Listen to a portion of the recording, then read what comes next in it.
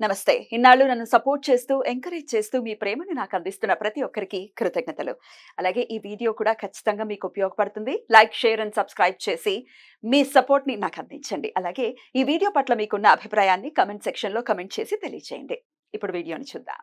జ్యోతిష్య శాస్త్రం ఒక అద్భుతం. వేదాంగమైన జ్యోతిష్య శాస్త్రం అనేటువంటిది మానవ జీవన గమనానికి ఒక వరం. జ్యోతిష్య శాస్త్రం నీ జీవితంలో వెలుగునింపే ఒక భాష.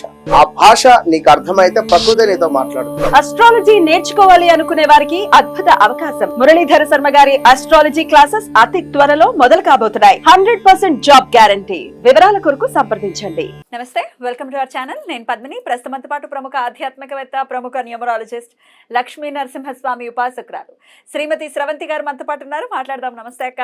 నమస్తే పద్మిని. అక్క, ముందుగా మీకు రాఖీ పౌర్ణమి శుభాకాంక్షలు అక్క. Thank you Padmini. మీ అందరికీ కూడా. రాఖీ పౌర్ణిమ చాలా చాలా అద్భుతంగా సోమవారం పౌర్ణిమ వస్తోంది అక్క. 19వ తారీఖు శ్రావణ మాసం. శ్రావణ పౌర్ణిమ.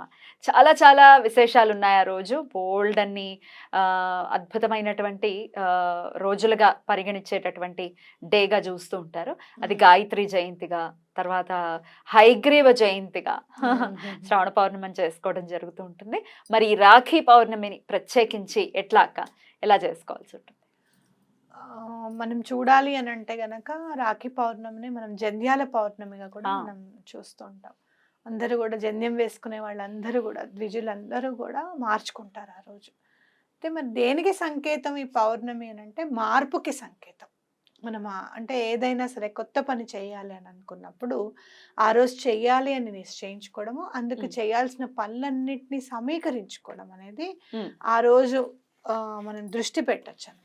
సో జీవితంలో మార్పు కావాలి అనుకునే వాళ్ళు ఈ పౌర్ణమిని వినియోగించుకోవచ్చా? అవును, మార్పు కావాలి అనుకునే వాళ్ళు తప్పకుండా ఈ పౌర్ణమిని వినియోగించుకోవచ్చు. మరి మార్పు రావాలి అంటే మనం ఏం చేయాలి? సరే, జన్యం మార్చుకునే వాళ్ళైతే మార్చుకుంటారు. మరి మిగతా వాళ్ళందరి సంగతి ఏంటి? ఆడవాళ్లే ఉన్నారు, మగవాళ్ళు ఒక్కళ్ళే జన్యం మార్చుకోగలుగుతారు. ఒకవేళ ఆ కమ్యూనిటీ వాళ్ళైనా, ఆడవాళ్ళు అయితే మార్చుకోవడానికి ఉండదు కదా. మనం ఏం చేయాలి? మార్పుని, మంచి మార్పుని మన జీవితంలో ఎలా మనం తీసుకొని రావాలి అని అంటే గనక, మన ఇంట్లో ఉన్న వస్తువులు ఏవైనా సరే ఒక 23 లేకపోతే ఒక 27 వస్తువులు మీరు డిసైడ్ చేసుకోండి. చిన్న చిన్నవే కావచ్చు, అవి ఏవైనా కూడా చాలా రోజుల నుంచి ఆ ప్లేస్లో అక్కడ ఉండిపోయినవి. సోఫా సెట్ కానివ్వు, లేదు అంటే పెద్దవి కూడా అవి ఎలా మార్చాలో చెప్తాను. సోఫా సెట్స్ కానివ్వు, మొబైల్ స్టాండ్స్ కానివ్వు, మొబైల్ చార్జర్స్ కానివ్వు, రిమోట్లు అయితే మారుస్తూనే ఉంటాం ఎప్పటికప్పుడు. రిమోట్ మార్చేసిన తర్వాత చాలా మందికి ఒక మంచి అలవాటు ఉంటుంది, దాన్ని ఎత్తుక్కోకుండా ఒక చోట పెట్టడం. రిమోట్ స్టాండ్స్ లో పెడుతూ ఉంటారు కరెక్ట్ గా. అలా ఏవైనా కొన్ని ఇలాంటి ప్లేసెస్ చూడండి. వంటింట్లో కూడా మీరు గ్లాసులు పెట్టే ఏరియా కానివ్వు, లేకపోతే కట్లరీస్ ఇటు అటు మార్చుకోవచ్చు. అంటే మనం గాజు సామాన్ అవి కూడా ఒకటే ప్లేస్లో పెడుతూ ఉంటాం, తీసినా కూడా మళ్ళీ కడిగి తుడిచి అక్కడే పెడుతూ ఉంటాం. ఒక 27 వస్తువులు ఏవైనా సరే రాసుకోండి, ఏమున్నాయి అసలు మనం మార్చడానికి అని చెప్పి. ఆ 27 వస్తువులు మీరు ఏం చేస్తారు అని అంటే మార్చండి. ఆ 27 వస్తువులు మీరు ఏం చేస్తారు అంటే ప్లేసెస్ మార్చడం. ఇప్పుడు ఒక సోఫా ఉంది, ఒక చోట ఉంది, దాన్ని కొంచెం జరపండి. ఓకే, సోఫా సెట్స్ 1+2 ఉన్నాయనుకో, అవి 3 వస్తువులుగా అయిపోతుంది. అలాగే మీరు మీ డ్రాలో ఎక్కడన్నా గోల్డ్ పెడుతున్నారు, దాన్ని కొంచెం యువతలకు మార్చండి. అంటే మీరు మార్పుని మీరు స్వీకరిస్తున్నారు అనమాట. You're inviting the change. ఎప్పుడు కూడా మనం చేంజ్ అంటే భయపడుతూ ఉంటాం, అక్కడ ఎలా ఉంటుందో ఏంటో, మనకి బాగుంటుందా లేదా అని. అలాంటివి ఏమొద్దు, మీరు హ్యాపీగా ఉంటారు ఈ చేంజ్తో అని చెప్పి మీరు ఇన్వైట్ చేయండి. మీకు రావాల్సిన ఆగిపోయిన ప్రమోషన్ వస్తుంది. అలాగే మీరు ఏదైనా కొత్త జాబ్లో జాయిన్ అవ్వాలనుకుంటున్నారు, సరైన ఇంటర్వ్యూస్ రావడం లేదనుకుంటున్నారు, అది వస్తుంది. ఇలా ఏవైనా సరే అంటే డబ్బు ఇవ్వట్లేదు అని ఎవరైనా ఉన్నారు, మీకు డబ్బు ఇవ్వాల్సిన వాళ్ళు ఇవ్వట్లేదు, వాళ్ళు ఇవ్వడానికి ప్రయత్నం చేస్తారు. ఇలా మార్పు తప్పకుండా వస్తుంది అనమాట. మనం పౌర్ణిమ రోజు చేసే పూజలు ఏంటి అనేవి కూడా చూసుకొని వాటితో పాటు ఇవి చేయడం అనేది చాలా ఇంపార్టెంట్. రైట్. మరి మనం చూసుకుంటే గనక రాఖీ కట్టడం అనేది మనం చూస్తూనే ఉన్నాం. చాలామంది నాలాగా బాధపడే వాళ్ళు అన్నయ్య లేడే, తమ్ముడు లేడే అని అనుకుంటూ ఉంటాం. అలా ఎప్పుడు బాధపడకండి. చక్కగా పొద్దున్నే రాత్రి పూటనే తీసుకొచ్చి పెట్టుకొని ఒక మంచి రాఖీని తీసుకొని వెళ్ళి దత్తాత్రేయ స్వామి గుళ్ళో సమర్పించండి, ఓకే. లేదా బాబాగారి గుళ్ళో సమర్పించండి.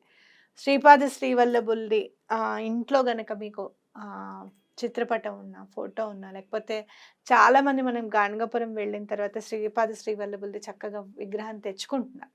ఆయనకి చక్కగా రాఖీ కట్టండి, సమర్పించండి ఆయనకి.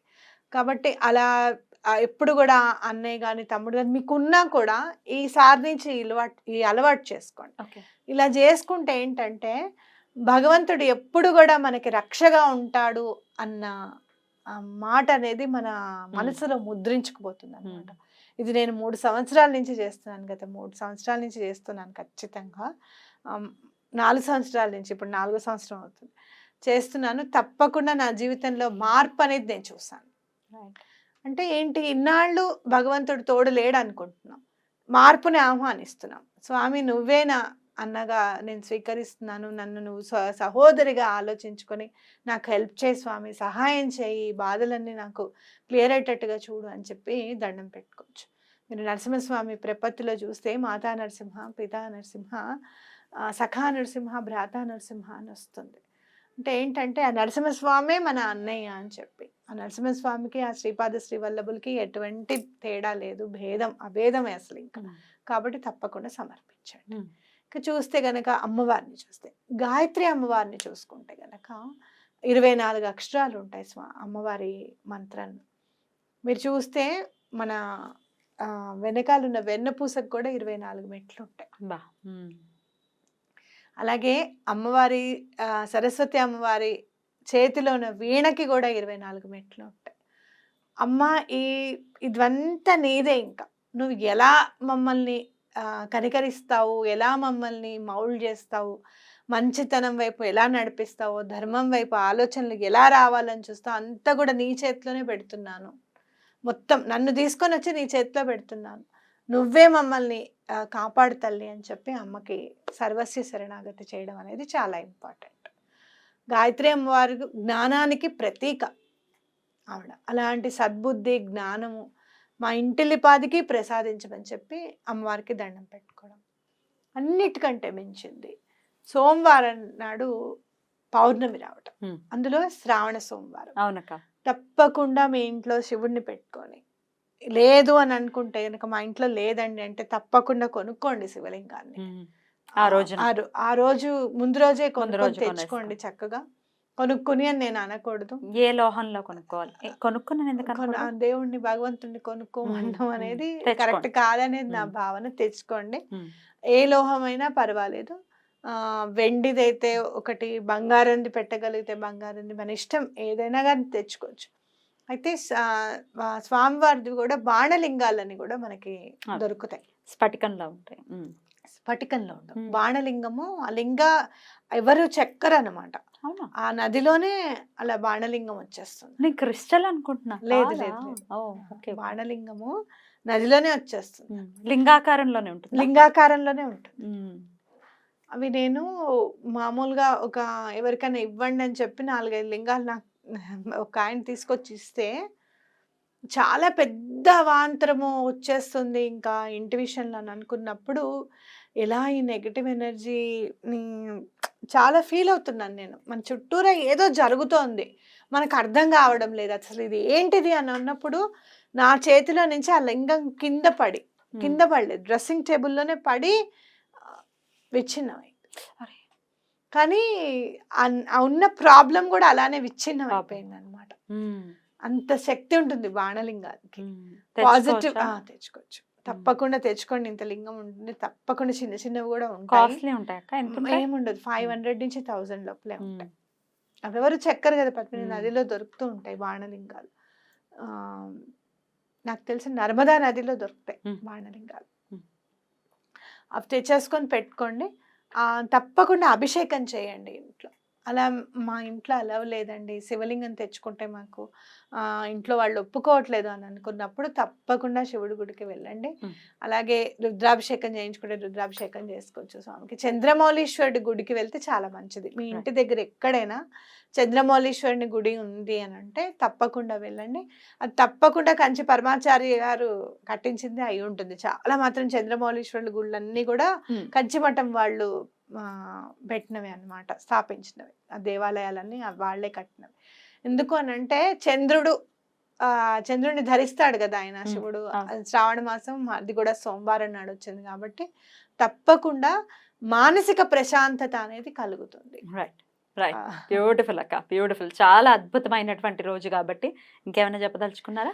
మార్పుని అనేది కోరుకోవాలి. అయ్యో ఈ చిన్న చిన్న మార్పులు చేస్తేనే మనకి అయిపోతుందా అని అంటే తప్పకుండా చేంజ్ అనేది మీరు చూస్తారు. రైట్. ఎన్ని రోజుల్లో అబ్జర్వ్ చేయొచ్చు? 1 మంత్. మన పాజిటివిటీని మళ్ళీ పౌర్ణమి వచ్చే లోపల ఈ పని అవ్వాలని చెప్పి అనుకోండి. మళ్ళీ చేంజెస్ చేస్తాను నేను అని చెప్పి కూడా అనుకోండి. తప్పకుండా మీరు కర్టన్స్ చేంజ్ చేయడం ఇలాంటివన్నీ కూడా రాసుకోండి. ఒక 27 ఐటమ్స్ అనేవి చేంజ్ అవ్వాలన్నమాట. ప్లేసెస్ చేంజ్ అవ్వాలి. డెఫినెట్ గా మార్పు వస్తుంది తప్పకుండా. బ్యూటిఫుల్ అక్క, చాలా అద్భుతంగా వివరించారు.